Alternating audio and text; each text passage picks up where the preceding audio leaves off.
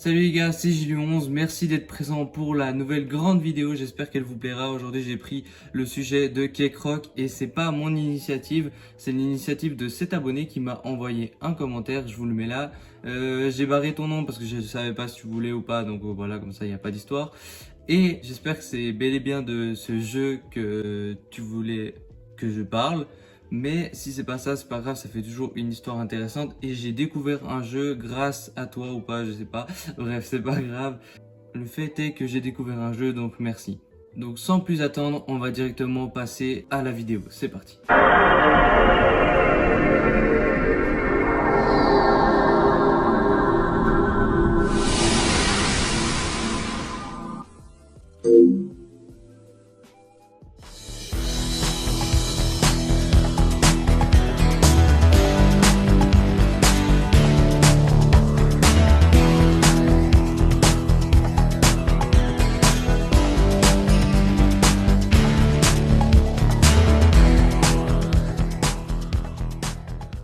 Alors d'abord, je vais planter le décor. Donc faut se remettre dans le contexte. On est en 1993, on atterrit pile au milieu de la guerre des consoles entre Nintendo et Sega. Et c'est vrai qu'il y a plusieurs jeux qui font un peu des gros flops. Un peu comme à l'époque avec Atari et le fameux jeu de E.T. Mais avec quand même des jeux de meilleure qualité, mais qui sont pas appréciés par la presse et par les joueurs. Et on a eu plusieurs histoires comme Kekroc qui sont des jeux qui sont pas vraiment sortis. Même toujours maintenant, on sait pas exactement si c'est des trolls ou si ça a été vraiment, s'ils ont vraiment sorti, mais que c'est des jeux qui n'ont pas abouti ou qui n'ont pas été plus loin. C'est vraiment des jeux qui restent un peu dans l'ombre et dont on ne sait pas trop. C'est très mystérieux ce qui arrive. Et donc voilà. Donc ce jeu à la base, il devait sortir sur la Sega Mega Drive. Et par la suite, il devait avoir des portages sur la Game Boy et même sur la NES et voire la SNES. Mais ça n'est jamais arrivé vu que le jeu n'est jamais officiellement sorti. C'est vrai qu'il a fait la une de certains magazines à l'époque, mais ce jeu n'est du coup finalement jamais sorti. Et c'est un peu comme on dit un jeu oublié au final. Et c'est vrai qu'on a très peu d'informations sur celui-ci. Mais donc voilà. Et pendant plus de 20 ans, on n'a plus jamais réentendu une histoire à propos de Kekroc.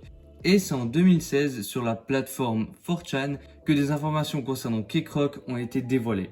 Et dessus, on peut trouver cette fameuse image-là, que j'ai mis aussi en miniature, mais on trouve aussi des images de gameplay qui, on ne sait pas toujours si c'est du vrai ou du faux, mais en tout cas, ce qui est sûr, c'est qu'il est décrit avec un gameplay assez simpliste et assez creepy aussi, et qu'il a des graphismes très minimalistes pour l'époque aussi, et ça va pas à son avantage, donc voilà.